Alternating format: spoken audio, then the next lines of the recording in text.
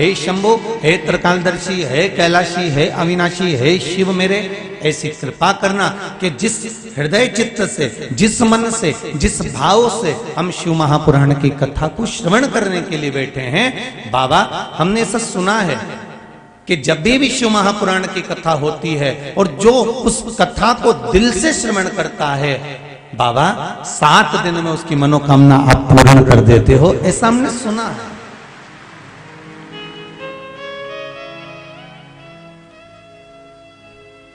आप बाबा से निवेदन करो, विनती करो।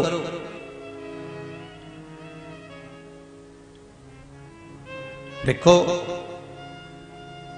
हलवाइयों में एक बहुत बड़ी चतुरता होती है। जब वो बादाम का हलवा बनाते हैं ना, तो बादाम का छिलका अपन अगर निकालना चाहो तो बादाम को गलाओगे, फिर उसको छीलोगे, एक एक करके निकालना पड़ती है।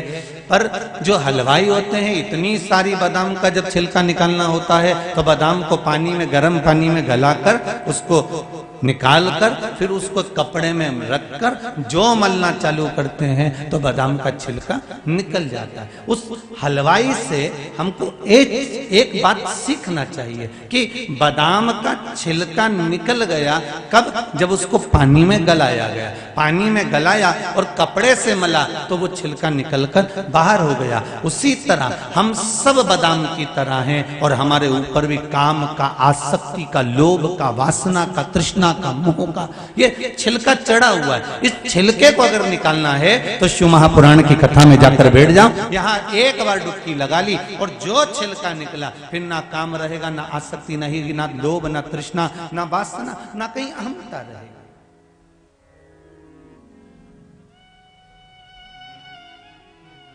आप शंकर की भक्ति में जितना डूबोगे,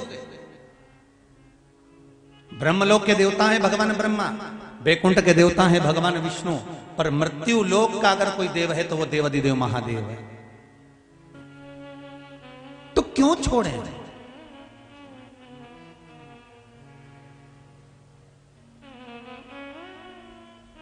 कलिकाल में यदि एक लोटा जल और एक मंत्र का, यदि आप पंचाक्षर मंत्र हो, षडाक्षर मंत्र हो, या श्री शिवाय नमस्तुभ्यम, इस मंत्र का भी अगर आप जाप कर रहे हो और दिल की बात मेरे देवाधिदेव महादेव से कह रहे हो, तो ये पक्का है कि 3 महीने से ज्यादा नहीं लगता, मेरा बाबा कार्य पूर्ण कर ही देते। आप उसको दिल से कहो तो।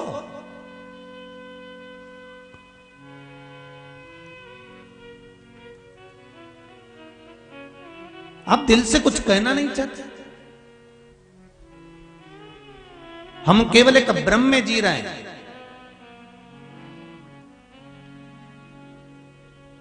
एक बात ध्यान दीजिएगा, विश्वास और अंधविश्वास में अंतर होता है।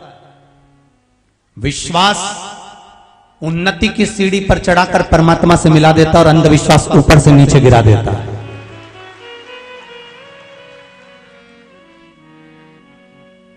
शिव महापुराण की कथा ने लोगों के हृदय में विश्वास पैदा करा।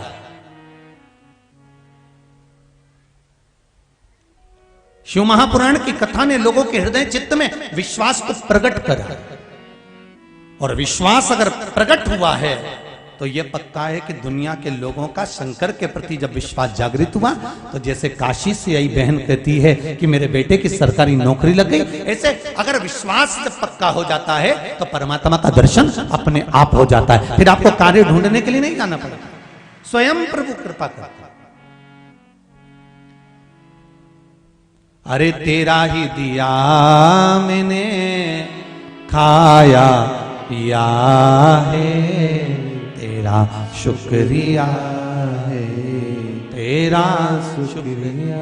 विश्वास में परमात्मा मिलता है, विश्वास में हमारा भाव प्रबल होता है, विश्वास में परमात्मा उन्नति की सीढ़ी की ओर लेकर जाता है। और अंधविश्वास में लोग जब फंस जाते हैं, अंधविश्वास में लोग जब पड़ जाते हैं, तो ऊपर से नीचे की ओर चले जाते हैं।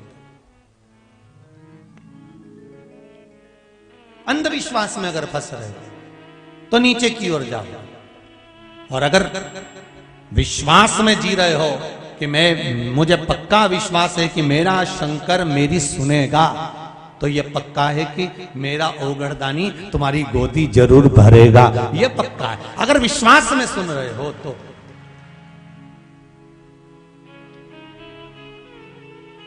विश्वास हमें हमारे धर्म से भटकने नहीं देता और अंधविश्वास अपने धर्म से भटका देता है। यह अंधविश्वास और विश्वास में अंतर है। अगर आप सनातनी हो,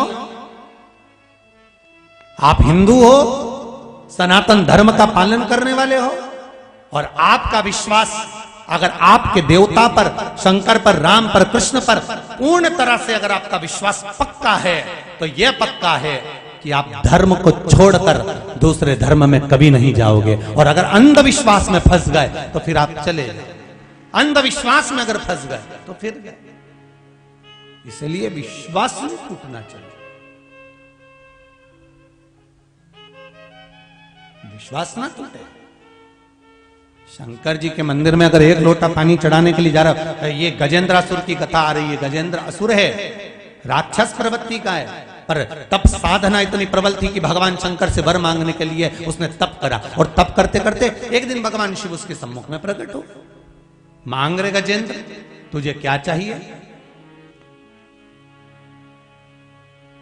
क्या चाहता है तू गजेंद्र? गजेंद्र कहता है, प्रभु बस इतनी कृपा कर दो कि मुझे जब जब आपकी जरूरत पड़े तब तब आप मेरे लिए दौड़ के आ जाना, बस मैं बुलाऊं आपको और आप आ जाना। और देखिए जरा, आप रोज भगवान के मंदिर जाना तो चालू करो। आप रोज नहीं तो सोमवार की सोमवार नहीं बने तो प्रदोष की प्रदोष नहीं बने तो शिवरात्रि हर महीने आती है। कम से कम एक लोटा पानी चढ़ाना तो चालू करो। जब हम उसके दरवाजे पर जाकर उससे निवेदन कर कर आएंगे तो ये विश्वास पक्का रखना कि वो भी हमारे दरवाजे तक जरूर आएगा और हमारा कल्याण कर कर जाएगा।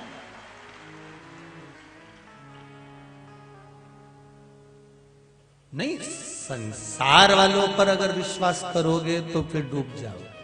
और मेरे कैलाश अधिपति, मेरे शंभु, मेरे राम, मेरे कृष्ण पर विश्वास करोगे तो डूब नहीं सकते। नहीं,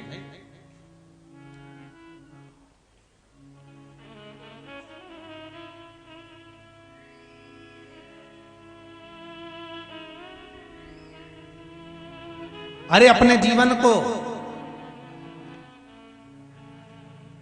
मस्ती में जियो, अलमस्ती में जियो, पर जबरदस्ती में मत जियो।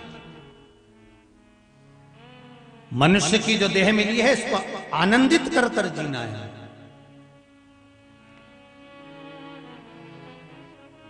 मनुष्य की जो देह मिली है इसको एक आनंद के साथ जीना है। कई लोगों को तो ये भी नहीं मालूम रहे बाबा कि हमारा जन्म क्यों हुआ है। सुबह से उठ जाओ, मुंडा धो लो, चाय पी लो, खेत चले जाओ, खलियान चले जाओ, सारा गाय भैंस ने अवेर लो, चारा मरा दे दो, खेती पे से आओ, वापिस 2 रोटी खा लो, खटिया पड़ी आम के पेड़ के नीचे पड़ी जाओ, और पड़ी जाओ ने फिर उठो वापसी, और वापिस उठ के ने फिर अपना कई ढूंढाई ने सुपाड़ी पड़ी जेब में से निकलने कतर ली ने मली ली। कई का तो लेकर भी बैठा होगा, कई तो लेके भी बैठा होगा, इंतजार कर रहा होगा महाराज जी जैसे ही भजन गाए और ये फटकी मारे, और जैसे ही महाराज जी बोले हार हा, ये तो कई का तो तैयारी में बैठा होगा, ऐसा नहीं कि बैठा होगा।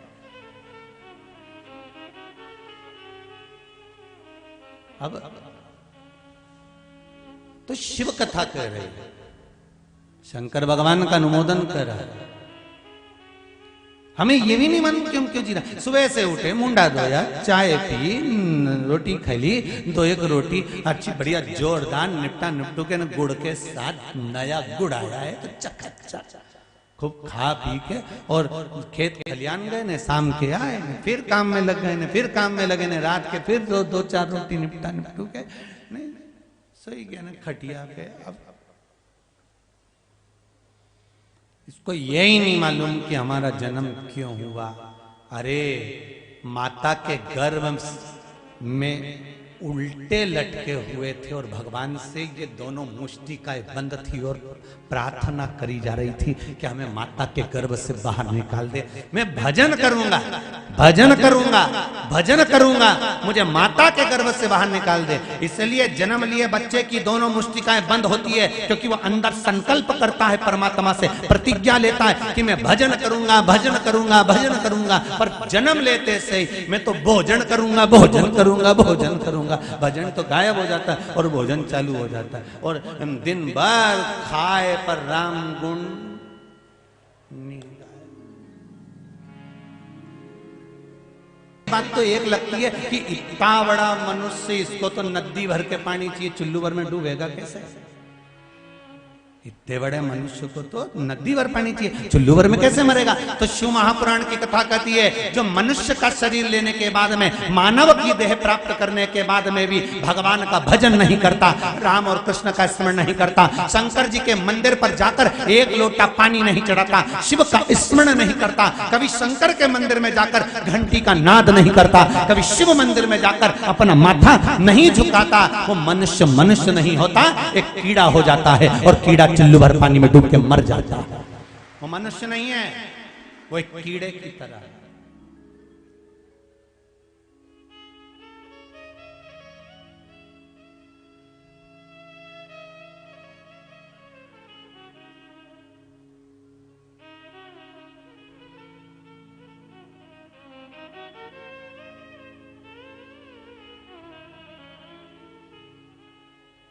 परमात्मा की भक्ति में लगो। ना राम नाम लीनो तूने भरी जवानी में, तू डूब के मर जा रे चुल्लू भर पानी में, तू डूब के मर जा रे चुल्लू भर पानी में। बड़ा बड़ा मुश्किल से तो मनुष्य देह मिला, और मानव का शरीर इतनी मुश्किल से मिला, और उसको भी पाने के बाद हम यूं ही गंवा दे तो हमारी जिंदगी बेकार, तो किस काम की बात? ये तो उसी में हाल हो गया जैसे तीन दोस्त घूमने के लिए गए, और तीन दोस्त घूमने के लिए गए तो घूमते घूमते घूमते घूमते ये एक जगह पर तीनों की तीनों भटक गए, और तीनों भटक गए तो एक व्यक्ति घूमता घूमता घूमता घूमता, बहुत तेज गर्मी पड़ रही थी, एक पेड़ के नीचे जाके बैठ गए। अब पेड़ के नीचे बैठा तो उसको नहीं मालूम था कि यह कल्प वृक्ष है। इसके मन में आया, हे भगवान अकेला रह गया, मेरे दोस्त तो दोनों ना जाने कहां चले गए, प्रभु बड़ी कृपा हो जाए मेरे दोस्त मिल जाए। इसको नहीं मालूम था कि कल्प वृक्ष। इतनी देर में दोनों दोस्त इसके मां सामने आ गए, बड़ा खुश हो गया। क्यों रे, तुम दोनों कहां रह गए थे? अरे भाई हम तो खुद भटक गए थे। अच्छा, हाँ, दोनों मिल गए। अब इनके तीनों के मन में आया, हे भगवान भूख बहुत तेज लग रही है, कुछ कृपा कर दो, ऐसा लग रहा है कहीं से खीर खाने को मिल जाए तो हमारी जिंदगी संवर जाए। इतनी देर में इनको क्या मालूम था कि कल्प वृक्ष के नीचे बैठे हो। इतने देर में खीर का एक हंडा आ गया, खीर का हंडा आया, रखा गया। अब तीनों ने विचार करा, इतनी सी खीर खाएगा कौन? तो इन्होंने विचार करा, एक काम करते हैं, अपन सो जाते हैं, तीनों के सपने में सबसे अच्छा स्वप्न जिसका आएगा खीर वही खाएगा।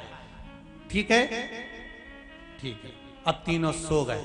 तीनों सोने के बाद उठे, उठने के बाद तीनों ने आपस में बात करी, अपना अपना सपना बताओ। एक ने कहा, मैंने सपना देखा कि मैं एक बड़े सारे पहाड़ पे चढ़ा, और चढ़ते से वहां पर मुझे एक सोने का हंडा मिला, उसमें से मैं सोने की मुद्राएं निकाल रहा था। जैसे ही सोने की मुद्रा निकली, इतनी देर में तो वो हंडा नीचे गिर गया। जैसे ही नीचे गिरा, ऐसा खन खन खन खन खन खन उसमें से आवाज आई। फिर मेरी नींद खुल गई। बहुत जोरदार सपना आया। दूसरे से कहा, तेरा सपना सुना। उसने कहा, मेरा सपना ऐसा था, मैं एक मंदिर के बाहर गया, वहां पे मैंने भगवान विष्णु का दर्शन करा। जैसे ही नारायण का दर्शन करा, भगवान नारायण का जैसे ही मुझे दर्शन हुआ, शंख बजने लगे, गरुड़ घंटाल बजने लगे, जहां तहां लोग तालियां बजाने लगे। जैसे ही भगवान का दर्शन हुआ, अरे वाह वाह वाह वाह, बहुत बढ़िया, क्या जोरदार सपना आया। तीसरा व्यक्ति वहां बैठा हुआ था चुपचाप, उसको बुलाया गया, भैया एक काम करो, तुम अपना सपना बताओ। उसने कहा बस मैं अपना सपना नहीं बता सकता। तुम मुंह क्यों उतार के बैठा, सपना तो सुना। यहाँ तो कंपटीशन है, जिसका सपना अच्छा होगा खीर उसी को मिलेगी, तू अपना सपना सुना। उसने कहा मेरा सपना ऐसा था, रात को एक राक्षस आया, मेरी तो आंख ही खुली हुई थी, नींद तो लगी नहीं थी। आधी रात को राक्षस आया, फिर राक्षस बोला मैं तेरे इन दो दोस्तों को खाऊंगा। फिर मैंने कहा क्यों खाएगा, कहने लगा इस पेड़ में मेरी स्थान है और तेरे दोस्त इस पेड़ की ओर पांव करके सो रहे हैं, इसलिए मैं इनको खाऊंगा कि मेरी ओर पांव क्यों करा। मैंने खूब उसकी मिन्नत करी, पांव पड़े, हाथ जोड़े कि तुम मुझे खा जा पर इनको मत खा। फिर क्या था, उसने कहा तेरे को काय को खाऊं, तूने थोड़ी ना पांव मेरी साइड करे, मैं तो इन दोनों को ही खाऊंगा। फिर मैंने बोला मुझे जो सजा देना हो दे दो। इतने में राक्षस बोला ये हंडा उठा के ला। मैंने हंडा दिया, राक्षस ने देखा हंडा में खीर थी, तो राक्षस से मैंने कहा तुम पी लो। राक्षस बोला नहीं, सारी की सारी खीर तुझे ही पीना पड़ेगी। इसलिए मैंने वो हंडे की पूरी खीर पी गया। इतने में वो दोनों बोले आवाज तो लगाता हमको, वो हमें खा जाता चल जाता, पर तू क्यों खीर खा गया। तू आवाज तो लगा था, तो कहने लगे मैंने आवाज तो लगाई थी तुम दोनों को जगाने के लिए, पर एक को पैसे की खनक की आवाज में मेरी आवाज नहीं सुनाई दी, दूसरे को शंख और घंटी की आवाज में मेरी आवाज सुनाई नहीं दी, इसलिए पूरी खीर जम के बोलो मेरे को खाना पड़े। बस हम भी ऐसी ही भ्रांति में जी रहे, हम भी ऐसे। शिव महापुराण की कथा कहती है मानव का शरीर मिला है, गजेंद्र वो असुर है, एक गजेंद्र नाम का असुर शिव भक्ति में लग गया और भगवान शंकर से वर मांग रहा है कि मुझे वर दीजिए। शिव जी ने कहा क्या वर चाहिए तुझको, मांग तुझे क्या वर दूं, मुझे वर दो। और वर देना है तो एक वर ऐसा दे दो कि मैं जब आपको बुलाऊं आपको आना पड़ेगा, आपको पहुंचो। आप उसको निवेदन करोगे तो सुनेगा ना। बच्चा रोता नहीं है तब तक मां उसको दूध पिलाती नहीं है, वो रोएगा तब मां उसको गोदी में उठाएगी।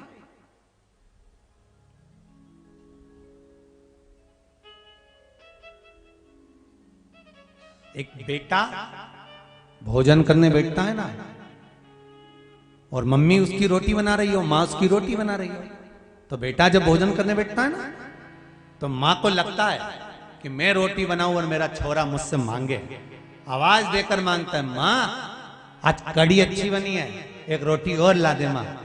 तो माँ का हृदय और ज्यादा फूलता है कि आज मेरा बेटा कह रहा है कि कड़ी अच्छी बनी है, माँ रोटी ला कर देती, मां प्रेम से भोजन ला कर देती। अच्छा बेटा मां से करे मां भोजन अच्छा बना है, ला जरा कड़ी अच्छी बनी है, जरा एक रोटी और ला। अच्छा वो मां तो प्रसन्न हो जाती है, पर जगदम्बा का मुंडा फूल जाता है। नहीं मां तो प्रसन्न हो जाए, पर वो जो कुसुमांडा कालरात्रि स्कंदा जो होती है ना, उसका मुंह फूल जाता है और आखिरी में फिर वो के ही देती है।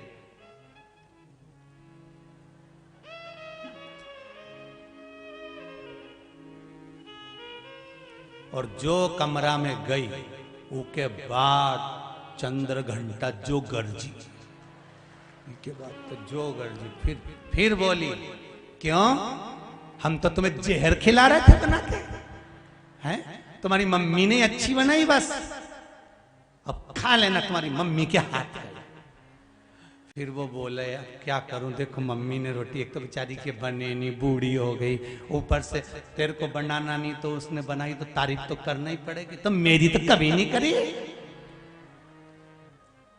कैसे नहीं करी, मैंने उस दिन तेरे को बोला तो था, तू साड़ी पहन के मेरे से पूछी थी कि मैं कैसी लग रही, कैसी लग रही, मैंने नहीं बोला था ऐसी लग रही जैसे हरी घास में भैंस चल रही।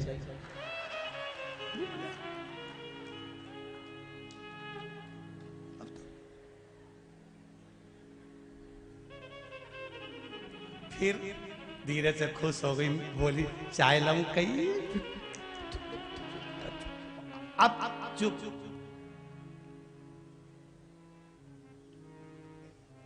तब बोले सो मां प्रसन्न होती है जब बेटा रोटी मांगता है, मां एक रोटी और ला। तब कई लोग कहते हैं क्यों गुरुदेव आप कहते हो कि भगवान के मंदिर में जाके भगवान से प्रार्थना करो, भगवान से कहो कि मेरी ये विपदा है, मेरा ये दुख है, मेरा ये कष्ट है, आप काट दो। पर हमने कई संतों के मुंह से सुना, कई महंतों के मुंह से सुना, कई महाराजों के मुंह से सुना कि भगवान से कुछ मांगना ही नहीं चाहिए। पर शिव महापुराण की कथा कहती है बेटा जब अपनी माँ से रोटी मांगता है तो माँ का दिल खुश होता है, और संसार का मनुष्य जब अपने परमात्मा से कुछ मांगता है तो परमात्मा खुश होता है। कहीं दूसरी जगह तो नहीं जा रहे हो ना मांगने, दूसरे धर्म में प्रवेश तो नहीं कर रहे हो ना मांगने के लिए, दूसरे के दरवाजे पर जाकर तो शीश नहीं नवा रहे हो मांगने के लिए। आप जा किसके पास रहे हो? अपने माता पिता के पास। मेरा शंकर, मेरी पार्वती, मेरा नारायण, मेरी लक्ष्मी, मेरे ब्रह्मा, मेरी ब्रह्माणी, मेरे इंद्र, मेरी इंद्राणी, ये मेरे देवता, ये आपके माता पिता हैं। और माता पिता से जाकर बच्चा नहीं कहेगा तो किससे कहेगा? किससे कहेगा? हाँ, एक बात अपनी जिंदगी में उतार कर रखना, दूसरे धर्म के देवताओं के पास जाकर मांगोगे तो वो जूठन चाटने के बराबर है। पर हमारे धर्म के अंतर्गत, हिंदू धर्म के अंतर्गत, सनातनी धर्म के अंतर्गत भगवान से जाकर कुछ मांगोगे तो वो भगवान माता पिता के तुल्य हैं, आपको देने में पीछे नहीं हटेंगे, वो देंगे, जरूर देंगे। हम दूसरी जगह क्यों जाए? मैंने तेरे ही भरोसे हवा बिच उड़ती जावांगी, बाबा डोर हथो छड़ी ना में कटी जावांगी। ओ सतगुरु हे बाबा, आपसे नहीं कहे तो किससे? गजेंद्र ने कहा वर दो मुझे, क्या वर चाहिए? जब मैं आपको बुलाऊं आपको आना पड़ेगा, ठीक है? तथास्तु कह, वर प्राप्त हो गया।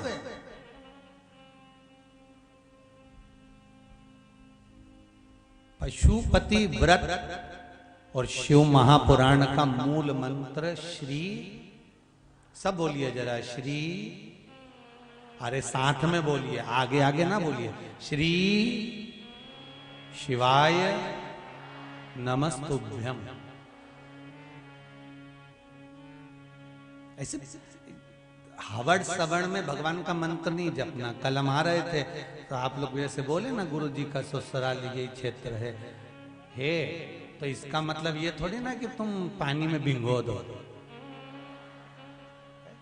कल आ रहे थे तो खजूरिया में 2-4 जगह पे लोगों ने तखत मखत लगा के स्टेज में स्टेज ना, चिंटू भैया ही करवाते रहते, भगवान जाने क्या क्या करवा दे, इनका कोई भरोसा नहीं। अब ये वहां पर बेचारी एक माँ पाँव धोने के लिए कहीं थाली लाई, लोटा लाई, हमको क्या मालूम था कि पाँव धोएगी कि मुंडा धोएगी। मुंह में कंकु भी था, चंदन भी था। अब वो इतनी भीड़ तो थाली ली ने ऊपर,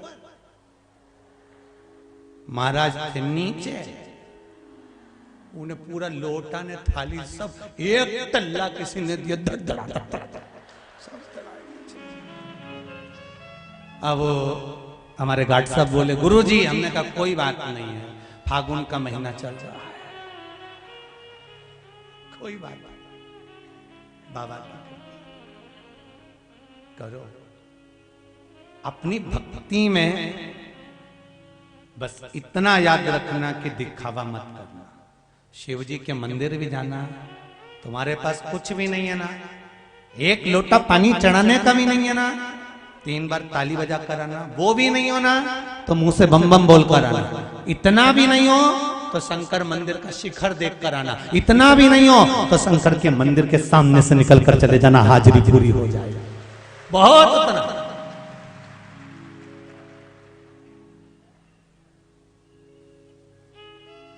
शंकर को आपका धन दौलत संपदा सत्ता कुछ नहीं चाहिए। शिव कहते हैं अपने पास रखो। शंकर ने रखा कहां अपने पास? शिव जी के पास क्या है? जो मन पड़ा वो दिया। महाराज क्या कैलाशी अविनाशी शिव का चरित्र कह रहा है। शिव से जो मांगा वो मिला। महाराज आप अगर शिव से जाकर कहते हो, शंकर से जाकर निवेदन करोगे, तो ऐसा क्या है जो शिव नहीं दे सकता? रावण को बाबा तूने लंका दिया, भस्मासुर को तूने कंकण दिया। बाबा गजेंद्र ने कहा कृपा करिए। क्या कृपा? बस एक काम कर दीजिए, जब मैं बुलाऊं आपको आना पड़ेगा। शिव महापुराण की 2 चीजें अपनी जिंदगी में उतार कर रखो, एक पशुपति व्रत, दूसरा श्री शिवाय नमस्तुभ्यम। बोलिए जरा, श्री शिवाय नमस्तुभ्यम। शिव महापुराण के अंतर्गत जब भी इस मंत्र का उच्चारण आए, आप और हम कथा सुन रहे हो, चाहे टीवी के सामने सुनो चाहे मोबाइल पर सुनो, जब शिव महापुराण की कथा में ये उच्चारण आए, तब आप भी प्रेम से बोलकर बाबा से अपने मन की बात जरूर बोलना कि बाबा मेरे कथा सुनने का कारण केवल इतना है कि मेरा ये मन की अभिलाषा है, ये पूर्ण हो। श्री शिवाय नमस्तुभ्यम। सब बोलिए प्रेम से एक बार, श्री शिवाय नमस्तुभ्यम। शिव महापुराण की ये 2 चीजें रखी, सुनेगा बाबा। पहला क्या है? जम के बोले जरा, पशुपति व्रत।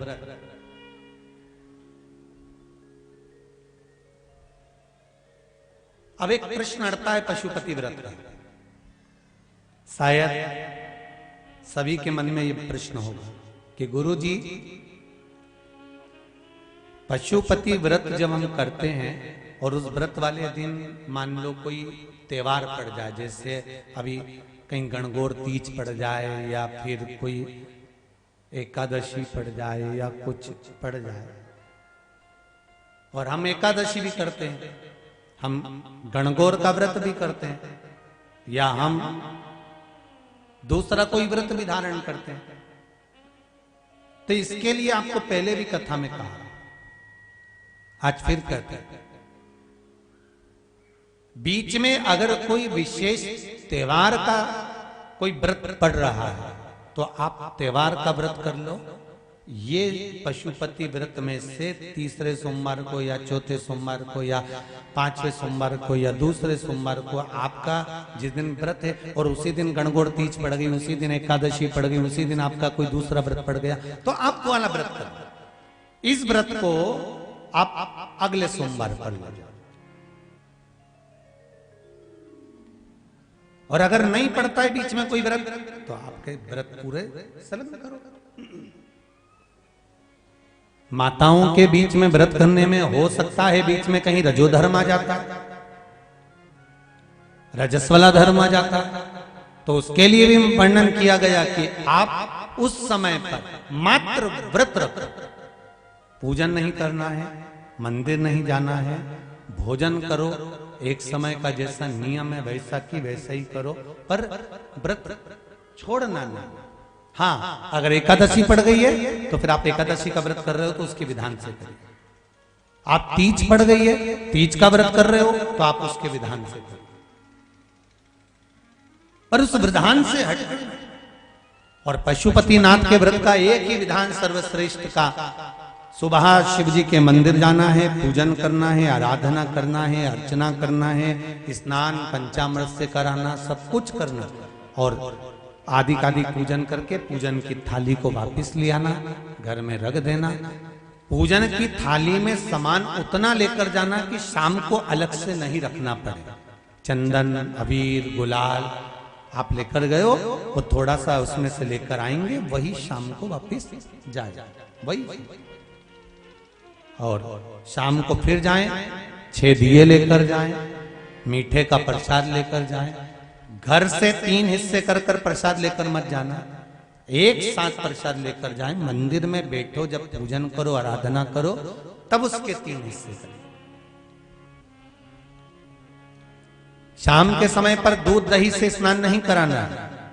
शाम के समय पर मात्र जल का छींटा, अगर पंचामृत रखा है तो पंचामृत का छींटा दे दीजिए, फिर जल का छींटा दे दीजिए, क्योंकि शाम के समय पर बाबा का श्रृंगार हो जाता है कई मंदिरों में।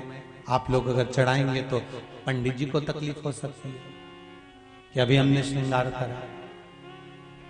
बाबा का पूजन अर्चना करो, चंदन, अबीर, गुलाल जो चढ़ाना है चढ़ाए, बेलपत्र, धतूर आदि जो भी चढ़ाना है बाबा को चढ़ाए।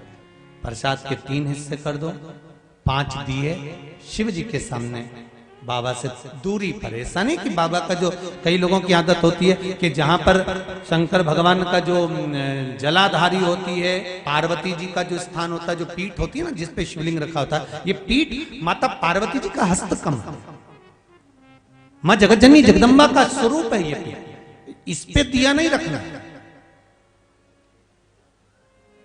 3 हिस्से भी अगर प्रसाद के करो तो इस पीठ पे नहीं रखना, आपको जमीन पर रखना, नीचे रखना।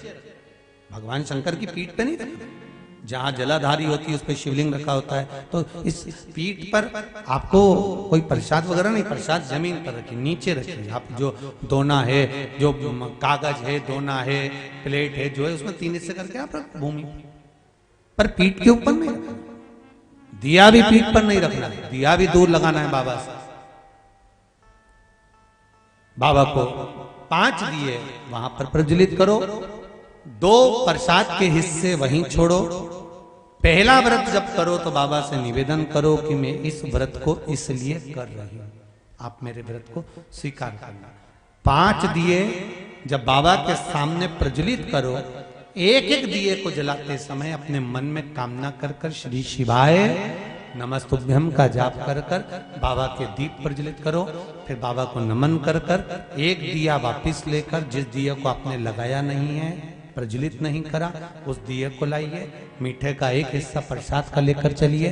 घर के दरवाजे पर, आप घर में जहां प्रवेश कर रहे हो, घर के अंदर प्रवेश कर रहे हो, जा रहे हो, आपका सीधा हाथ, जाते समय सीधा हाथ, अंदर में प्रवेश करते समय सीधा हाथ जहां पड़े, उस सीधे हाथ की ओर बैठकर अपने घर की ओर मुख कर कर बड़े आनंद के साथ 6ठे नंबर का दिया प्रज्वलित कर दो। और 6ठा दिया प्रज्वलित कर कर बाबा से निवेदन करो, बाबा ये घर का द्वार है, आपका इंतजार है, मेरे मन की यह कामना है, मेरे भोलेनाथ इसको पूर्ण करना। मैंने पशुपति व्रत लिए हैं, आपके लिए हैं, आप कृपा करना। बाबा से निवेदन कर कर, बाबा से विनती कर कर अपने घर में प्रवेश करो। भोजन करने से पहले सबसे पहले प्रसाद को पाइए, उस प्रसाद में से किसी को हिस्सा मत दीजिए। आप 2 हिस्से देकर आ गए ना, फिर इस प्रसाद में से किसी को हिस्सा नहीं देना, आपको ये प्रसाद भोजन करने से पहले पाना। अब कई लोगों ने कह दिया कि मिठाई खाना है, ऐसा नहीं है। आप तो भोजन करो ना शाम के समय, भले उसमें नमक डाला हो, कुछ भी डाला हो, तो बड़े प्रेम से बता, आप नमक युक्त भोजन कर सकते, ऐसा नहीं कि मीठा ही मीठा खाना पड़े। पशुपति व्रत 5, 5वां व्रत जैसे ही पूर्ण हो, उस पांचवें व्रत की पूर्णता में 108 या तो बेलपत्र या चावल का दाना या मूंग का दाना या पुष्प या जो तुम्हारा मन पड़े 108 तुम्हें जो चढ़ाना हो वो बाबा को समर्पित करो। पांचवें व्रत में ही शाम के समय पर पूर्ण विराम व्रत को दे दीजिए।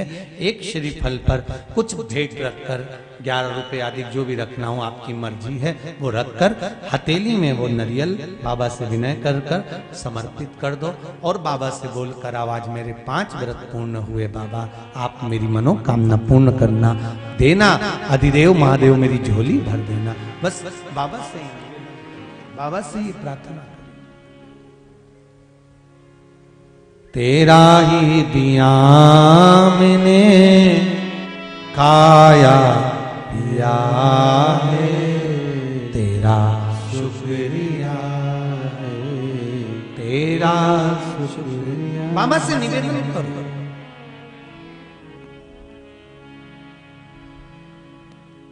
और पशुपति व्रत में दिखावा नहीं करना।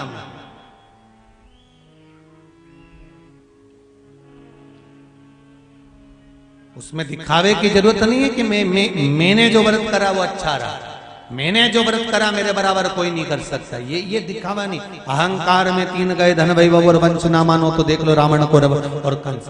अभिमान में नहीं रहना अपना को, प्रेम में, स्नेह में। गजेंद्र ने मांगा, गजेंद्र असुर होकर भगवान से मांग रहा है कि मेरे ऊपर कृपा करो, क्या चाहिए, जब बुलाऊं तब आना पड़ेगा। भगवान बोले ठीक है। गजेंद्र भगवान को बुलाता और भगवान दौड़ शंकर भगवान चले जाते। पशुपति व्रत में वो बल है, आप व्रत करोगे और शिवजी दौड़ कर आएंगे। एक पत्र कर देकर जब जीवन में कहीं समस्या खड़ी हो जाए, कहीं बहुत विकट समस्या है और कोई हल ना मिल रहा हो जाता है जीवन में कोई घड़ी ऐसी आके खड़ी हो जाती है जहां पर हमको सोचने के लिए भी समय नहीं मिल पाता। तब समय कम हो, समस्या विकट हो, तब कुछ मत करना। जिस शंकर जी के मंदिर में आपने पूजन करी है, आराधना करी है, जिस शिव मंदिर की आप अर्चना करे हो, उस शिव मंदिर के पास में कहीं बेलपत्र का पेड़ ढूंढना। क्या ढूंढना है? जम के बोलिए जरा। बेलपत्री का वृक्ष। जिस शिव मंदिर में आप आराधना करने जाते हो, पूजन करने जाते हो, अर्चना करने जाते हो, उस शिव मंदिर के पास में कहीं बेलपत्री का वृक्ष ढूंढो और उस बेलपत्री के वृक्ष के नीचे केवल आप जाकर एक मूंग का दाना या एक चावल, वहीं पर जो कंकर पड़ा हो उसी कंकर को शिव मानकर आप समर्पित कर लोटा भर के जल समर्पित कर दो और 2 घंटे 3 घंटे शिव नाम की ही मस्ती में डूबे रहो। कि आपको ये नहीं है कि माला पकड़ के बैठना, आपको ये नहीं कि मंत्र का जाप करना, आपको ये नहीं है कि आपके मंदिर में जाकर बैठ जाओ। आपने जल चढ़ा दिया, शिव से डायरेक्ट जाकर कह दिया कि मेरी ये समस्या बड़ी विकट है, उसको निवारण आज ही होना है। आप बाबा पर छोड़ दो। 3 घंटा 2.5 घंटा लगेगा, मेरा शंकर उसको सुधारने में लग जाएगा। पक्का है, वो सवार है, मेरा शिव है ये। अब कहो उससे देखिए, वो सुनता है।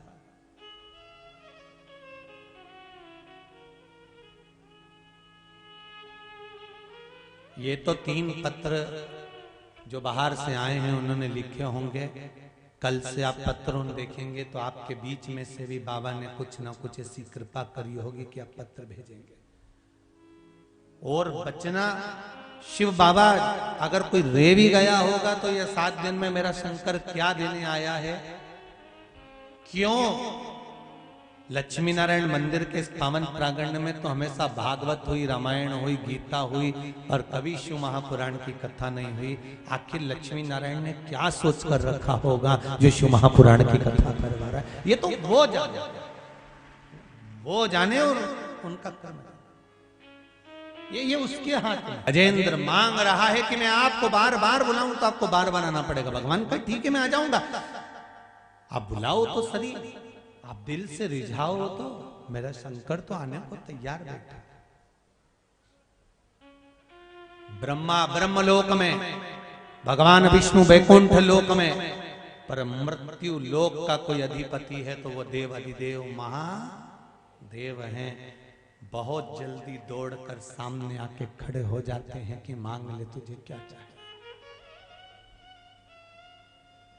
भगवान शिव को गजेंद्र बार बार बुलाने लगा, भगवान शंकर बार बार आने लगे। ये देखा तो देवऋषि नारद को अच्छा नहीं लगा, देवऋषि नारद को ये ठीक नहीं लगा।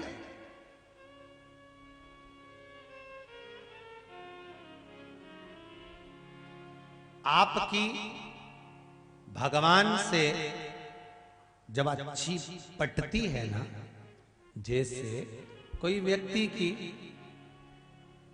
सांसद जी से, मंत्री जी से, सीएम जी से, पीएम जी से, विधायक जी से, अध्यक्ष जी से, उपाध्यक्ष जी से, कोई साधारण व्यक्ति की जब इनसे पटती है, इनके साथ में इनका ज्यादा प्रेम रहता है, ये बार बार मिलना जुलना चालू करते हैं, इनका बार बार मिलन होता है, तो कई लोग होंगे आपके परिचित में जो जिनके भीतर कहीं ईर्ष्या प्रकट होने लगती है। आखिर तुम अगर शिव के मंदिर रोज रोज जाओगी ना जीजियो, अगर आप शंकर के मंदिर रोज रोज लोटा भर कर जाओगे, ये भाई लोग अगर शिव जी के मंदिर में जाएंगे, नवयुवक बच्चे भगवान के मंदिर में जाना चालू कर देंगे, तो कई लोग इनको छेड़ना चालू कर देंगे, कई लोग इनको परेशान करना चालू कर देंगे।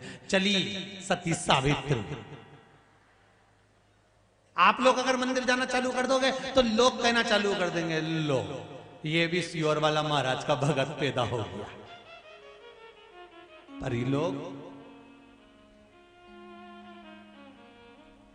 ताने वही देते हैं, अब शब्द वही कहते हैं जो सनातनी धर्म में पैदा नहीं हुए होते हैं, सनातन धर्म को जिनको नीचे गिराना होता है। सनातन धर्म पर, हिंदू धर्म पर, मंदिर जाने वाले पर, भगवान की आराधना करने वाले पर, पूजन करने वाले पर, अर्चना करने वाले पर, भगवान की भक्ति में डूबने वाले पर, भगवान के स्मरण में डूबने वाले पर, गौ माता की सेवा करने वाले पर, जनमानस की सेवा करने वाले पर अगर कोई उंगली उठा रहा है तो वो उंगली उठाने वाले को देखना और पहचान जाना कि ये सनातनी नहीं हो सकता, ये हिंदू नहीं हो सकता, ये हिंदू धर्म का नहीं हो सकता। कहीं ना कहीं इसका व्यवहार कहीं दूसरी जगह पर भोजन कर रहा होगा और उस भोजन का असर इसके जीवन में हो रहा होगा। जैसा खाया अन्न वैसा हो गया मन, जैसा पियो पानी वैसी हो गई वाणी। अरे भाई, जैसा कर्म करोगे उसके अनुसार ही तो फल भोगोगे। मंदोदरी और गांधारी, वो गांधार नरेश की बेटी जो धृतराष्ट्र के साथ में बिहाई थी, जब उसके बेटे मर गए, प्राण छूट गए, तो पछीट कर रो रही थी कि मेरे 100 बेटों को मार दिया। भगवान कृष्ण के पास गई और भगवान कृष्ण के पास जाकर गांधारी ने शब्द कहे, सुन कृष्ण, तूने मेरा वंश मिटवाया है, मैं तुझे श्राप देती हूं कि तेरा वंश मिटेगा। भगवान कृष्ण प्रसन्न हो गए और प्रसन्न होकर कहा, गांधारी काकी मां, आप मुझे श्राप दे रही हो पर अपने कर्म को नहीं देखा कि तुमने क्या करा। गांधारी कहती है, मैंने कौन सा कर्म बुरा कर दिया? हे कृष्ण, मेरे 100 बेटे मरे हैं, मैं एक बार उनको छूना चाहती हूं, एक बार मैं देखना चाहती हूं, क्या मुझे ले चलेगा? भगवान कृष्ण ने कहा चलो। कुरुक्षेत्र के मैदान में गांधारी का हाथ पकड़कर भगवान कृष्ण ले गए, गांधारी का हाथ पकड़कर लेकर गए। भगवान कृष्ण ने कहा, गांधारी काकी, तुम्हारे बेटों के शव पड़े हैं, आंखों की पट्टी खोलो और दर्शन कर लो। गांधारी ने जैसे ही आंख की पट्टी खोली, सबसे पहले ध्यान उसका बेर के पेड़ पर गया। पुत्र देखना थे तो बेर देख रही थी गांधारी, पट्टी खुलते ही, ये गांधारी की पट्टी नहीं, ये अपनी पट्टी है। जब कोई व्यक्ति की आंख की पट्टी खुलती है, बहुएं जब विवाह कर कर ससुराल में आती हैं और इनकी आंख की पट्टी जब खुलती है तो सबसे पहले पति से पूछती हैं तुम्हारे हिस्से में कितनी जमीन है।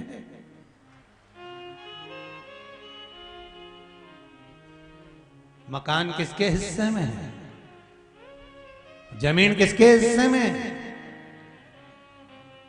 गांधारी की आंख की पट्टी खोली तो सबसे पहले बेर का पेड़ देखा।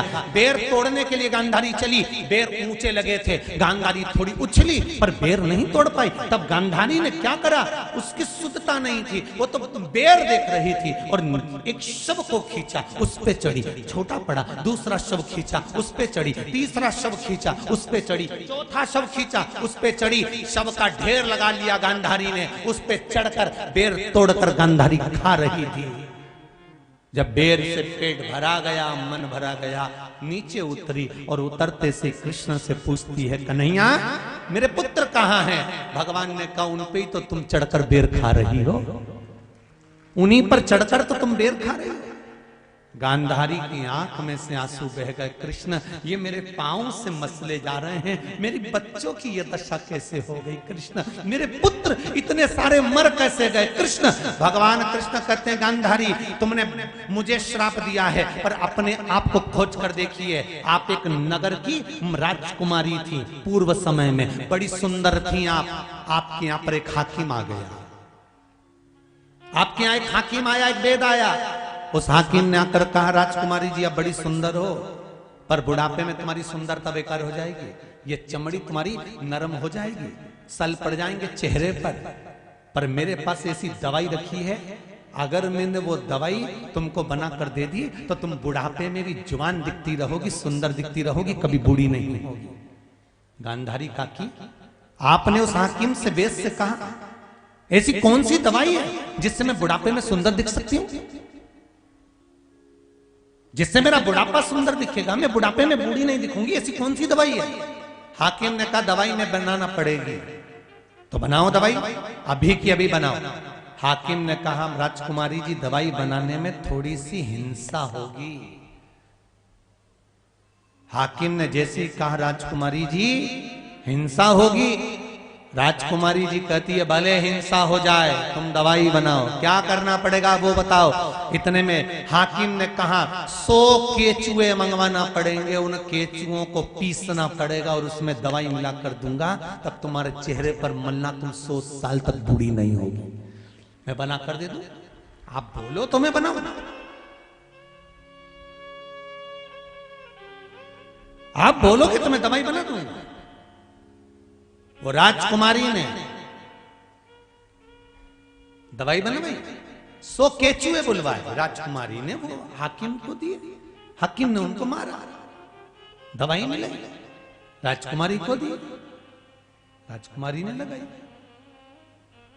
अब बुढ़ापे में सुंदर हुई कि नहीं हुई देपालपुर वालों मुझे तो नहीं मालूम, पर इतना जरूर मालूम है कि उसने अपना अगला जन्म बिगाड़ लिया।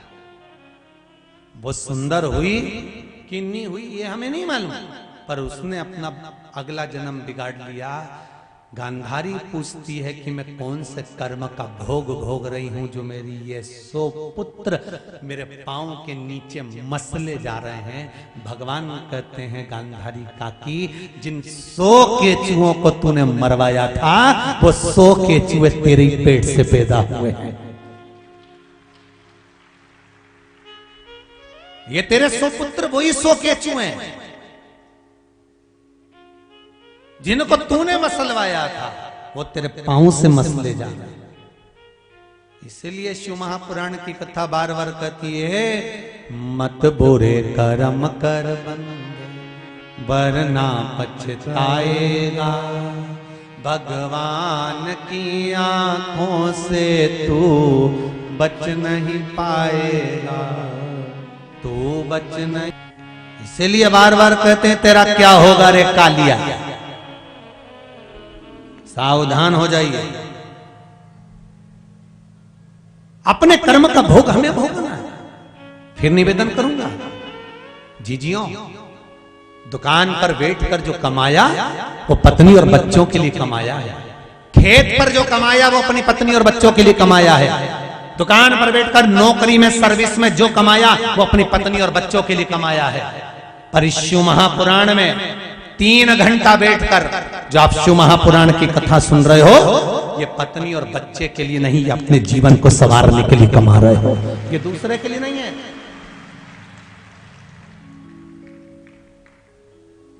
एक ना एक दिन प्राण छूट जाना है।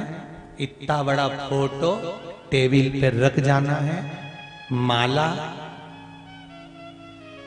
जोरदार ऐसे ही फूल की चढ़ी रहेगी और आलू में 4 अगरबत्ती फंसी रहेगी। इससे ज्यादा कुछ नहीं होगा। और सब यहीं धरा की धरा रह जाना। जिस जमीन के टुकड़े के लिए इतनी सी बीता भर के लिए झगड़ा करे, पांडवों की दशा देख लो। गंगा जी नहाने गए थे अपने भाइयों को मारने के बाद। पांडव हरिद्वार नहाने के लिए गए थे, गंगा जी के जल में स्नान करने के लिए गए थे। भगवान कृष्ण ने पूछा, क्यों जा रहे हो गंगा नहाने? तो के हमारे शरीर पर जो भाई मरे हैं उनका खून लगा है, इसको धोने जा रहे हैं। तो गंगा मैया हाथ जोड़ के खड़ी हो गई थी, रो भले कुछ भी हो, थे तो तेरे भाई। जमीन तो यहीं रह गई, सब ऊपर चले गए। सब कितना भी किसी से झगड़ा हो, कितनी भी लड़ाई हो, कितना भी विवाद हो, शिव महापुराण की कथा कहती है कुछ भी हो जाए पर बातचीत बंद मत करना।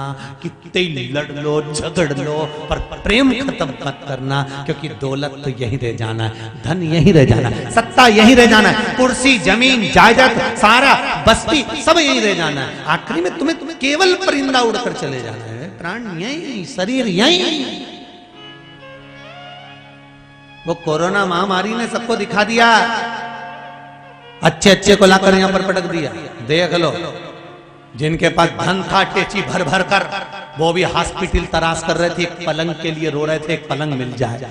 जिनके पास संपूर्ण दौलत थी वो ऑक्सीजन ढूंढते फिर रहे थे, ऑक्सीजन मिल जाए। जिनके पास संपूर्ण दौलत थी वो वेंटिलेटर ढूंढते फिर रहे थे। जिनके पास संपूर्ण दौलत थी वो एक इंजेक्शन ढूंढते फिर रहे थे, एक इंजेक्शन मिल जाए। 2 साल में मेरे परमात्मा ने, मेरे भोलेनाथ जी ने सब कुछ दिखा दिया कि संसार में धन मायना नहीं है। आप दिल की दौलत लुटाते चलिए, जीवन का सुख पा जाए। धन की कोई मूल्यता नहीं। इंजेक्शन, पलंग, वेंटिलेटर, दवाई किसको मिली? जिसका व्यवहार था। फोन लगाया, भैया हाथ जोड़ो, काका जी, मामा जी, चाचा जी, व्यवहार था तो सब खड़े थे। भले फोन पे खड़े थे, सामने नहीं खड़े थे, पर फोन पे फोन लगा दिया। जरा इंदौर मालूम करो, जरा मऊ में मालूम करो, प्रीतमपुर मालूम करो, यहाँ मालूम करो, रतलाम मालूम करो। फोन लगा लगा के दवाई आधी रात के बुलवा दी। प्रेम था, स्नेह था, इसलिए मिल गई। और जिनका प्रेम ही नहीं था, जो दौलत को बटोरते रहे, बटोरते रहे, बटोरते रहे, वो सब निपट निपट के चले गए। अब डोर ले, जोड़। इसीलिए निवेदन है, तेरा क्या होगा रे कालिया, संभल कर रही है। और मेरा माताओं से विशेष निवेदन है, वैसे तो आप लोग शिव महापुराण की कथा सुन सुनकर इतने स्नेही हो गए हो कि आप लोगों को पहले खुद, आज के समय में मजिस्ट्रेटों के लेटर आते हैं, जजों के, और वो लिख के भेजते हैं। पहले परिवार के झगड़े के केस इतने आते थे सीहोर वाले महाराज, अब वो केस समाप्त होते चले जा रहे हैं, लोग शिवमय होते चले जा रहे हैं। करो सेवा, करो शिव भक्ति।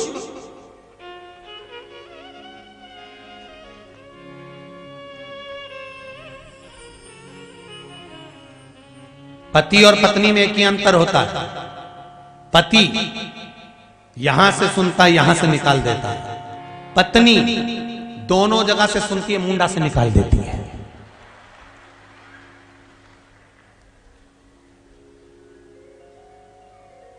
पति और पत्नी में एक ही अंतर है। पति सुनेगा तो यहां से निकाल देगा, हो गया ना, बात खत्म करो, हो गया ना, समाप्त करो। और पत्नी का नियम है, जब तक सुनी हुई बात को मुंडा से नहीं निकाल दे, उसके पीछे विवाद नहीं हो जाए, जब तक बाल की काल नहीं निकाल दे तब तक वो जगदम्बा त्रिकूट पर्वत पे वैष्णो देवी बन के बैठी। वो तो बोले बोले बोले और बोलो तो कह दे खाया बिना रह जाऊं। ये देखो मैं तो बोला ही नहीं, उससे पहले तुम खुद ही बोल दिया। दिक्कत तो यही है ना हमारा कि बोला बिना नहीं रह सकती चाह कुछ।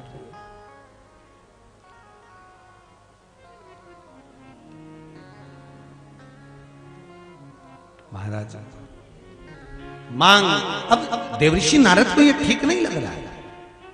ईर्षा करने वाले जलने वाले जलेंगे, कहेंगे कहाँ मंदिरों में जाते रहते हो, कहाँ लोटा भर जल चढ़ाते रहते हो, क्या होता है पानी चढ़ाने से, क्या होता है बेलपत्री चढ़ाने से, क्या होता है बेलपत्री पे शहद लगाने से, क्या होता है शिव जी पे काली मिर्ची चढ़ाने से, क्या होता है शमी पत्र चढ़ाने से, क्या होता है दुर्वा चढ़ाने से, क्या होता है मूंग का दाना चढ़ाने से, क्या होता है चावल चढ़ाने से। दुनिया के लोग उंगलियां उठाएंगे, आपको उनका जवाब नहीं देना है। आपको तो केवल एक बात कहना है, मालूम कि बेलपत्ती चढ़ाने से क्या होता है, हमको नहीं मालूम कि जल चढ़ाने से क्या होता है, पर इतना जरूर मालूम है जो आपसे कहे ना कि इसके चढ़ाने से क्या होता है, ये चढ़ाने से क्या होता है, वो चढ़ाने से क्या होता है, उसको एक जवाब जरूर देना, हमें कुछ नहीं मालूम कि इसके चढ़ाने से क्या होता है, पर इतना मालूम है कि कुछ भी नहीं हो तो भी मेरा शंकर का दर्शन तो हो ही जाता है। बस उतना भी बहुत, मेरा शिव का दर्शन हो गया ना, उतना बहुत, नहीं चाहिए ज्यादा।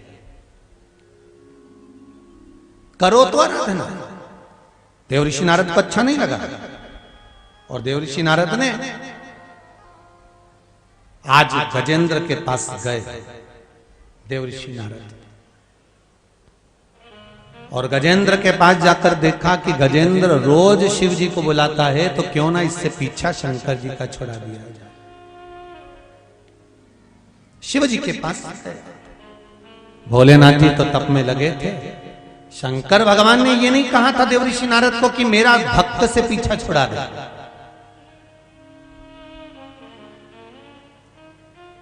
मंदिर बने, मंदिर की शोभा क्या है? स्वयं भक्त भगवान के मंदिर की शोभा है। स्वयं भक्त भगवान के मंदिर की शोभा है।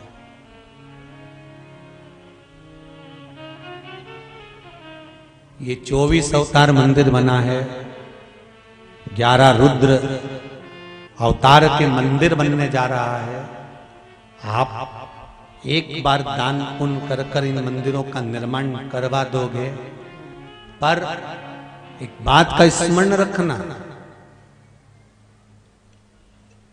सांवरिया सेठ चले जाओ, नाथद्वारा चले जाओ, वृंदावन के बिहारी जी चले जाओ, तिरुपति चले जाओ, रामेश्वरम चले जाओ, बद्री विशाल चले जाओ, द्वारकापुरी चले जाओ, जगन्नाथपुरी चले जाओ, पशुपतिनाथ चले जाओ।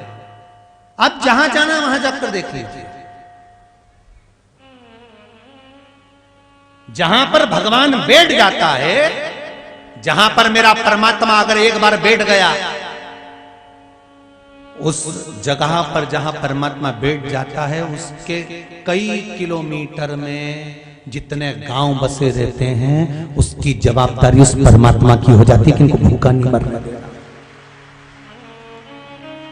इनको भूखा नहीं रहने देना है।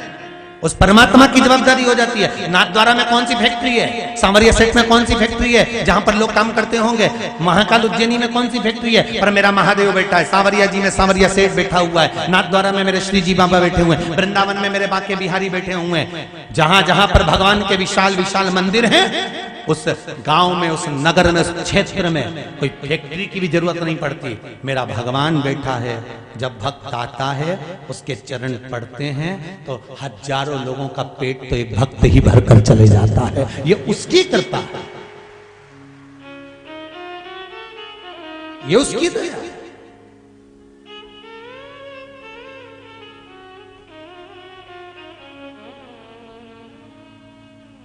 आप यहां 11 रुद्र को नहीं बिठा रहे हो, आप यहां पर 11 रुद्र की स्थापना नहीं कर रहे हो। पूज्य गुरुदेव की प्रेरणा से अगर आप 11 रुद्र को विराजमान कर रहे हो तो स्वयं आप ये समझ लेना कि आपका परिवार का संपूर्ण भार आप शंकर जी को दे रहे हो कि अब हमारा परिवार आपको चलाना है, अब हमारे परिवार की देखरेख आपको करना है। संपूर्ण अब कोई दूसरा नहीं है संभालना, आपको संभालना। देव ऋषि नारद से नहीं कहा गया, भगवान शंकर ने ये नहीं बोला कि मुझसे मेरे भक्त को दूर कर दो। जिंदगी में एक प्रयास जरूर करना कि भक्त को भगवान के मंदिर तक भेजने का प्रयास करना, फिर भगवान आपको किस लेवल तक भेजता है भगवान ही जान सकता है। आप भक्त को भगवान तक भेजिए।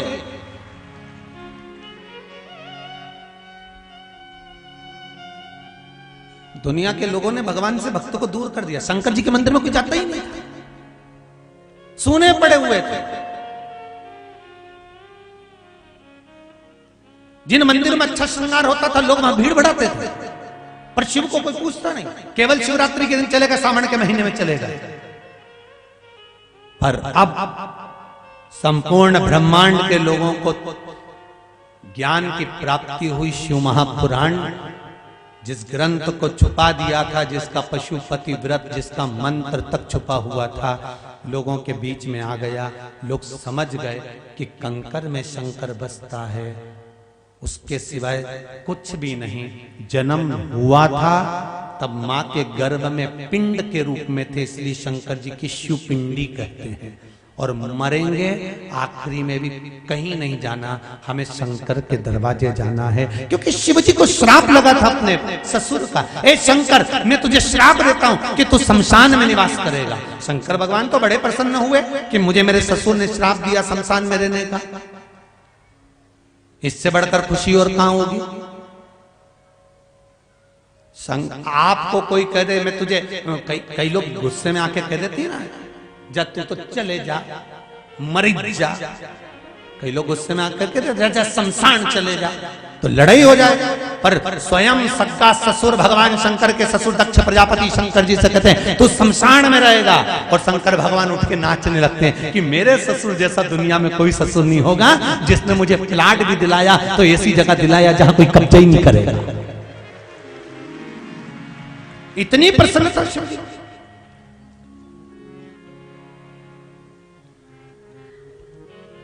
तो पैदा हुए पिंड थे, मरे शमशान पहुंच गए शंकर के दरवाजे, वहां भी राख का ढेर बन गया। क्या रहा? कुछ भी।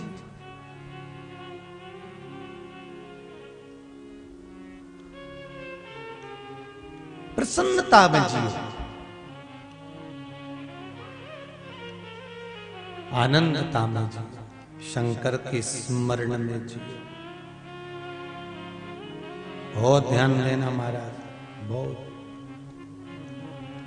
गजेंद्र के पास में देव ऋषि नारद पहुंच गए और देव ऋषि नारद ने गजेंद्र के पास जाकर कहा, रे ओ गजेंद्र, ओ गजेंद्र। गजेंद्र ने पूछा क्या बात है नारद जी? नारद जी बोले तुझे रोज रोज शंकर जी को बुलाना पड़ता है, शंकर जी को रोज रोज आना पड़ता है। एक काम करना कि भगवान शंकर का ऐसा भजन कर, ऐसा तप कर, ऐसी साधना कर कि शंकर जी से कह दे कि तेरे हृदय में आकर ही बैठ जाए, तेरे अंदर ही शिव बैठ गया। उससे क्या होगा? बुलाना ही नहीं पड़ेगा। जब अंदर शंकर आ जाएगा तो बुलाने की जरूरत क्या? ठीक है।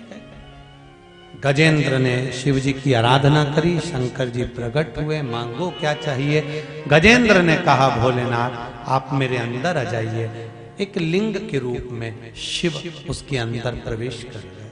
अब वो कहीं नहीं जाता, शिवलिंग अंदर है अपने भीतर।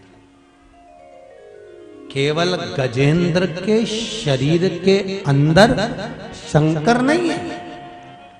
संसार में जो जन्म लेता है, जिसकी श्वास चल रही है, श्वास शिव है। और जिस दिन श्वास रूपी शिव निकल जाता है उस दिन शरीर केवल शव बन जाता है। फिर शिव नहीं है तो शव है। जब श्वास रूपी शिव निकल गया तब वो शव बन गए, फिर उसकी मूलता समाप्त हो गई। निवेदन कर, विनय कर, अर्चना। शंकर भगवान जाकर छुप गए गजेंद्र के शरीर के अंदर। सारे देवताओं में हाहाकार मच गया। शिव नहीं है, शंकर भगवान ना जाने कहां चले गए, शिव ना जाने कहां चले गए, शंकर ना जाने कहां चले गए। सब ढूंढते ढूंढते भगवान विष्णु के पास पहुंच गए, जहां पर माता लक्ष्मी भगवान विष्णु के चरण दबा रही थी। वहीं पर पहुंचकर निवेदन करा, नाथ शिव जी नहीं दिख रहे, हाहाकार मचा हुआ है। भगवान नारायण ने कहा, शंकर तो गजेंद्र के भीतर बैठे हुए हैं, तो उसको प्रकट कैसे करा जाए, शिव को वापस बाहर कैसे लाया जाए। तो एक काम करो, सारे 33 कोटि देवता गजेंद्र के पास संगीतकार बनकर चलते। संगीतकार? हाँ, तुम गाना, तुम बजाना, हम नाचेंगे। शंकर को पाने के लिए भगवान विष्णु नर्तकी बनकर जा रहे हैं। भगवान विष्णु नृत्य करने जा रहे हैं शिव को पाने के लिए।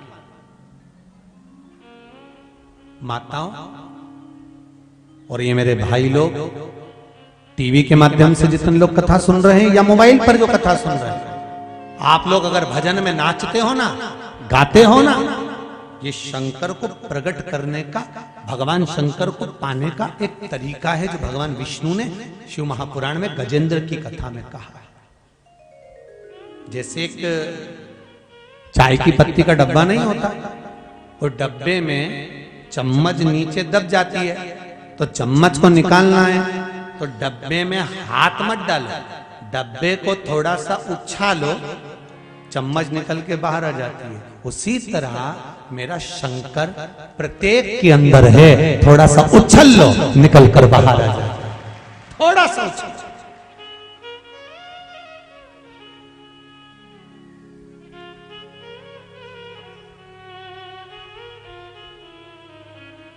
मीराबाई का प्रसंग आता है, कहता है, राम जाने राणा जी ने क्यों परनाया,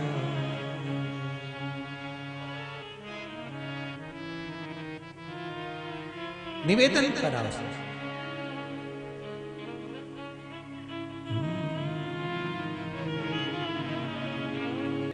थोड़ी सी एक पवन, थोड़ी सी एक हवा का क्रम शरीर को छूकर जाता है। देवता शरीर के अंदर अगर आ जाएं तो वो देव 33 कोटि देवताओं में बल कितना जो शरीर के अंदर है, बड़ा कठिन। केवल एक पवन निकल कर जाती है और उस पवन की हल्की सी फुहार जीव पर पड़ती है और जीव को लगता है कि मुझ में देवता नहीं। देव अधिदेव महादेव किसी के भीतर प्रकट हो गए। उसी तरह शिव महापुराण की कथा कहती है, जैसे देवराज नाम के ब्राह्मण ने भगवान शंकर की आराधना कर कर भगवान शिव के मंदिर में शरीर पर ताप पड़ने पर कथा सुनी और परम धाम को चले गए। उसी तरह चंचुला देवी का चरित्र आता है, जो अपने पति बिंदु के लिए काशी में जाकर थोड़ा सा संवाद सुनकर अपने पति को मोक्ष दे देती है।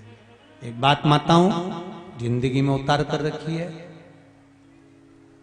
अगर जिन माताओं के गर्भ से बच्चा 2 महीना, 4 महीना, 6 महीना, 8 महीना, 9 महीने के अंदर या जन्म लेने के बाद जो कुंवारी अवस्था में मर जाता है, शांत हो जाता है, केवल एक शिव महापुराण की कथा ही ऐसी है कि कोई नारी अगर सुन लेती है, कोई पुरुष सुन लेता है और वो जहां से निकल कर जाता है उतनी दूर में अगर कोई कुंवारी अवस्था में भी मरा हो, किसी नारी का गर्भ भी चले गया हो, तो भी उसको मुक्ति मिल जाती है। ये वो शिव महापुराण की, ये शंकर की कथा का वो संवाद, ये शिव महापुराण का वो आनंद सुख है। पुरुष शंकर की आराधना कर रहे हैं, ये फल उसका, वो अपनी पीढ़ी दर पीढ़ी को तार रहा है। अरे देवराज ब्राह्मण की कथा कहती है कि देवराज को जब भगवान शंकर के गण लेकर जा रहे हैं तो देवराज रोता रोता हंसने लगा, मुस्कुराने लगा। देवराज के चेहरे पर प्रसन्नता आ गई, देवराज मुस्कुरा रहा था। पूछा, ये बताओ मैंने तो पाप ही पाप करा, फिर मुझे ये कैलाश धाम क्यों लेकर जा रहे हो? बैकुंठ क्यों ले जा रहे हो? तो देवराज से कहा गया तुम्हारी माता ने प्रतिदिन शंकर जी के मंदिर में 1 लोटा पानी चढ़ाया था, ये उसी का फल है जो तुमको कैलाश धाम मिल रहा है। ये कैलाश धाम जो मिल रहा है, तुम्हारी माता ने 1 लोटा पानी जो शिव जी को चढ़ाया उसका फल है।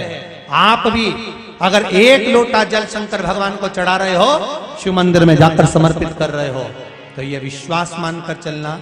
जैसे ये काशी वाली बहन ने लिखा कि मेरे बेटे का सरकारी जॉब लग गया, एक लिखती हैं मेरे बेटे की शादी पक्की हो गई, एक लिखती हैं कि मेरा चर्म रोग समाप्त हो गया।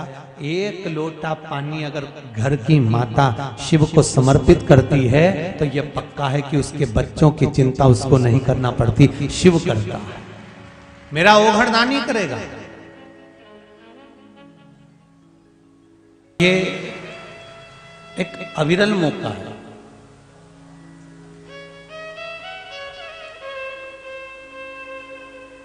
देपालपुर की धरा कोई साधारण सी धरा नहीं है, जहां पर ये 24 अवतार मंदिर बना हुआ है, जहां पर 11 रुद्रों का मंदिर का निर्माण होने जा रहा है।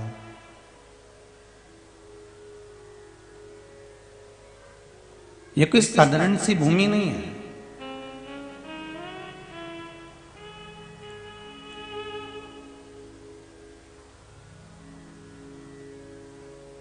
देपालपुर 24 अवतार मंदिर की समिति ने निवेदन किया कि गुरुदेव 11 रुद्र मंदिर बनना है। आदरणीय सदगुरुदेव जी का तो शरीर पूरा हो गया था, वो तो गोलोकवासी हो गए हैं,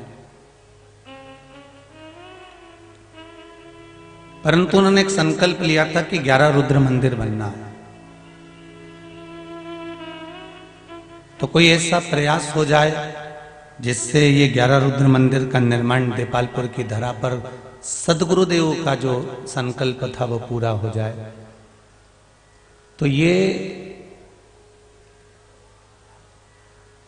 अभी तक आपने जो दिया वो विठले सेवा समिति सीहोर को दिया, पर जो ये 7 दिन आप जो सहयोग देने वाले हैं, ये सारा सहयोग ये सुंदर रुद्र मंदिर के निर्माण के लिए।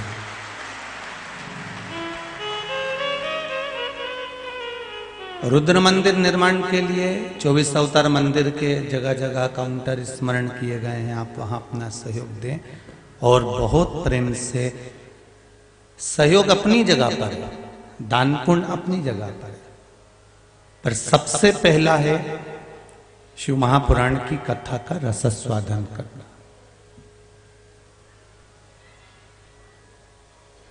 मंदिर बना देना एक प्रसंग अलग है, ढेरों मंदिरों का निर्माण हो जाता है, पर मंदिर बना लेना, देपालपुर की धरा पर 11 रुद्र मंदिर बन जाएं, बनेंगे, क्योंकि अगर एक संत, एक साधु, एक गुरुजन, एक महात्मा जन और एक श्रेष्ठ संत अगर मन में संकल्प लेकर जाते हैं तो कोई दूसरा बनाने वाला नहीं होता, स्वयं नारायण को आकर बनाना पड़ता है, कोई दूसरा नहीं बना रहा। और यहां पर भी आप और हमको मंदिर का निर्माण नहीं करना है। यहां तो लक्ष्मी नारायण भगवान जिसको 7 दिन में देता जाए वो यहां पर लुटाते जाए, बस इतनी सी निवेदन। आप तो शिव की आराधना में अपने चित्त को, मन को, स्मरण को लगाए।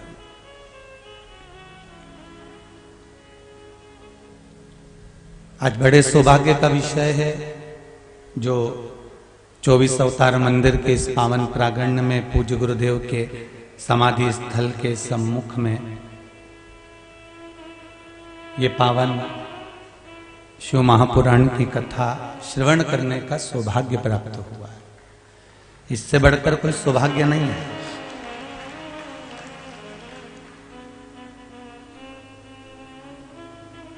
और जहां पर लक्ष्मी नारायण भगवान स्वयं क्षीर सागर में शेषनाग की सैया पर सोए हुए हैं, लक्ष्मी जी जहां पर उनके चरण दबा रही हैं, तो आप ये मत सोचना कि आप देपालपुर में कथा सुन रहे हो।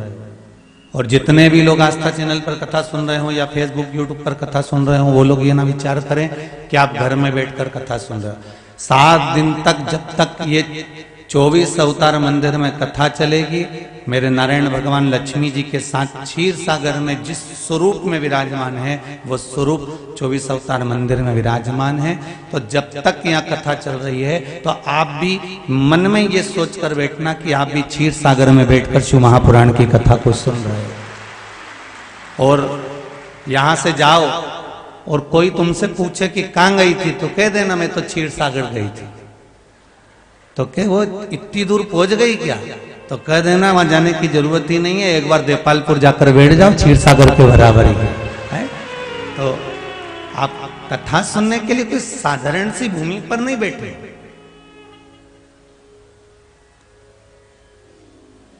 हमारे यहां पर नामकरण संस्कार करने का भी एक जगह होती है। भगवान कृष्ण का जब नामकरण संस्कार हुआ था ना, भगवान कृष्ण का जब नामकरण संस्कार हुआ, तो गर्गाचार्य बाबा ने उनका जो नामकरण संस्कार करा वो गौशाला में करा। गौशाला में क्यों नामकरण संस्कार करा? क्योंकि गौशाला में जब नामकरण संस्कार करेंगे तो गौ माता के गोबर का जहां पर लीपन होता है, गौ माता के जहां पर खुर पड़ जाते हैं, वहां पर बैठकर जब भगवान के नाम का जब हम उच्चारण करेंगे, उनके नाम का संस्करण करेंगे, उनके नाम का स्मरण करेंगे, तो एक जनमानस में जो भगवान का नाम पहुंचेगा, वो जीवन का जो सांसारिक मनुष्य है, वो अपने उस नाम से अपने जीवन का उद्धार कर ले। तो भूमि जहां पर भगवान का नाम लिया जाता है, भूमि जहां पर भगवान का स्मरण किया जाता है, भूमि जहां भगवत नाम का कीर्तन किया जाता है, वो भूमि कोई साधारण नहीं हो सकती।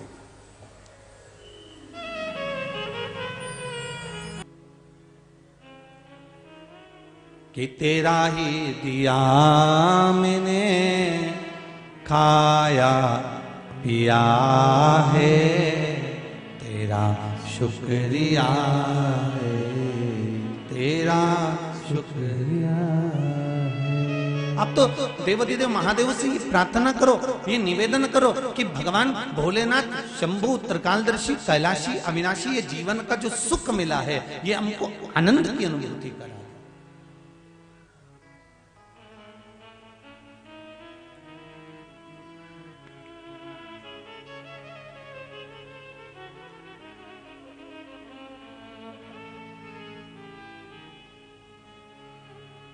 हमारे चिंटू वर्मा जी और मनोज पटेल जी दोनों बोल रहे थे, सीओ आए थे जब, कि बता रहे थे आशीष जी और समीर जी कि भैया बोल रहे थे कि कथा का समय 4 बजे से 7 बजे तक है। इस समय पर सबके यहाँ कितना सारा काम रहता होगा, तो कथा दोपहर में होती तो अब कथा करवा कौन रहा है, पहले तो तुम ये बता दो देपालपुर वालों, कौन करवा रहा है? यहाँ चिंटू वर्मा जी करा रहे कि मनोज पटेल करा रहे, या आप करा रहे, या सीओर वाला पंडित मिश्रा बाच रहा है? कोई नहीं। कथा लक्ष्मी नारायण भगवान को सुनना है, करवाने वाले लक्ष्मी नारायण भगवान, करने वाले भोलेनाथ जी और सुनने वाले भी भोलेनाथ जी। अब रहा समय की बात, तो भगवान भी ये देखता है कि बेटा पूरी जिंदगी तो तूने परिवार में लगा दी ने, शाम के दूध निकाले ने, बेचवा जाए ने, फसल काटे ने, ये करे। अब भगवान भी देखे कि मेरे लिए तूने अभी तक संसार के लोगों को, परिवार के लोगों को खूब टाइम दिया, अब मेरे लिए टाइम निकालता है कि नहीं निकालता? जब तू मेरे लिए समय निकालेगा तो मैं भी तो बैकुंठ छोड़कर तेरे लिए समय निकालूंगा। जब तू मेरे लिए समय निकालेगा, मेरे लिए यहां तक, वो कहे ना तेरे मंदिर में आना मेरा काम है और मेरी बिगड़ी बनाना तेरा काम है, तेरी चौखट पर मैं आ ही गया, मुझे दर्शन दिखाना तेरा। तो भगवान तो ये देखता है कि तू मेरे पास आ रहा है। और सुन लो री जीजियों, घर पे बिल्कुल बोल देना, और भाइयों से भी निवेदन है कि देख छोरा, 7 दिन मेरे को परेशान मत करना, पहले बोल दे रहे तू के तो मैं सारा घर का बर्तन भांडा सब मान के चली जाऊं, एक ही बार में सब निपटा दूं और सब काम करके और 4 बजे से 7 बजे तक कथा का रसस्वदन कर लो। तू बोले जो करूं, पर 4 बजे से 7 बजे तक मैं शिव महापुराण की कथा सुनूंगी और ये कथा जैसे एक क्रम में चलती है वैसे ही इस कथा का नाम होगा हरिहर शिव महापुराण की कथा। हरिहर शिव महापुराण की कथा हमें इसमें स्वीकार करना।